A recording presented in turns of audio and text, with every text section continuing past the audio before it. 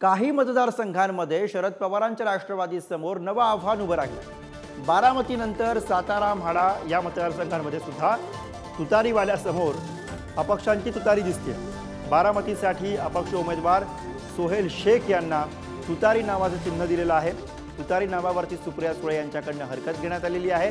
चिन्हामधील साम्यामुळे मतदार संभ्रमित होण्याची शक्यता असल्याचा आक्षेप घेतला जातोय। सोहेल शेख मूळचे बीडचे आहेत, मात्र बारामतीमधनं ते लोकसभा निवडणुकीच्या रिंगणामध्ये उतरले। मी एक ऊसतोड कामगाराचा मुलगा म्हणून बीड जिल्ह्यातून आज बारामती येथे उमेदवारी अर्ज दाखल केलेला आहे।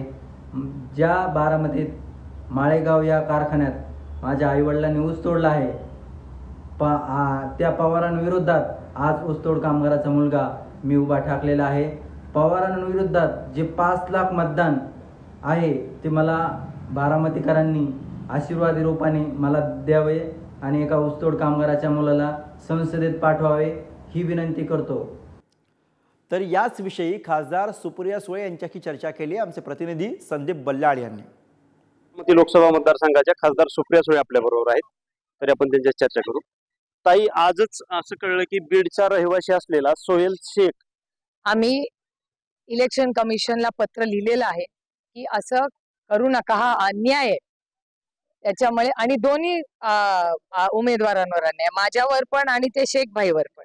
एक तर बीडचे कोणे हे ते ग्रस्त जे बारामतीला लढायला आले, तर त्यांचं स्वागतच आहे, पण ते इथे कोण आलेत, कुठून आलेत, काय याची काहीच माहिती नाहीये आणि हा त्यांच्यावर पण अन्याय आणि माझ्यावर पण अन्याय।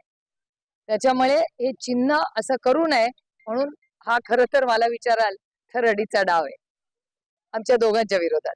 त्याच्यामुळे आम्ही पत्र लिहिलं होतं, आम्ही आजही इलेक्शन कमिशनला पत्र लिहिले आणि अशी घटना वर्ध्यामध्ये घडलेली आहे, जिथे जिथे राष्ट्रवादी काँग्रेस पक्षाचे तुतारी वाजवणारा माणूस आहे तिथेच हे चिन्ह दिलेलं आहे। त्याच्यामुळे अर्थातच हे आमच्या विरोधात षडयंत्र आहे। निवडणूक आयोगाकडून आपल्यावर अन्याय चालू आहे असं काय आपल्याला? अर्थातच आम्हाला ऍडमिनिस्ट्रेशन आता जे करते, आम्ही इलेक्शन कमिशनला पत्र लिहिलेलं आहे तातडीने की इथे स्थानिकला आमच्यावर अन्याय होतोय, हे षडयंत्र आहे आमच्या विरोधात आणि दोन्ही कॅन्डिडेटच्या, फक्त माझ्याच का, दोघांवर अन्याय ना आमच्या। निवडणूक आयोगाकडून विरोधी पक्षाला टार्गेट केलं जात आहे असं काय आपल्याला? तुम्हाला तुमच्या प्रश्नातच माझं उत्तर आहे, हे षडयंत्र आहे। त्यांना काही करून शरद पवारांना संपवायचंय। त्याच्यामुळे पुन्हा एकदा हा रडीचा डाव, शरद पवारांना संपवायचं जो विचार त्यांचा आहे त्याचा हा पुढचा भाग। यावरती सुप्रियाताई सुळे यांनी आपल्या चर्चेत मत सांगितलं। कॅमेरामन आयुब सह संदीप बल्लाळ, पुढारी न्यूज इंदापूर।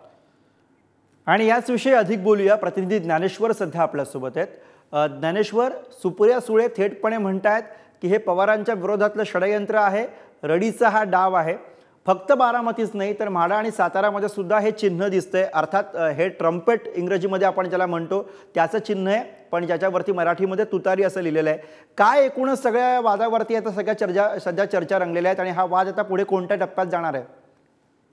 बरोबर आहे, आपण बघितलं असेल बारामती, सातारा, म्हाडा या ठिकाणी जिथे शरद पवारांच्या राष्ट्रवादीचे उमेदवार उभे आहेत तिथे ट्रम्पेट, ज्याला मराठीत निवडणूक आयोगाकडून तुतारी म्हटलं जाते, अशा पद्धतीचं चिन्ह अपक्ष जे उमेदवार आहेत त्यांना देण्यात आलेलं आहे आणि सुप्रिया सुळेंकडून किंवा एकूणच शरदचंद्र पवार पक्षाच्या वतीने आक्षेप घेतला जातो अशा पद्धती।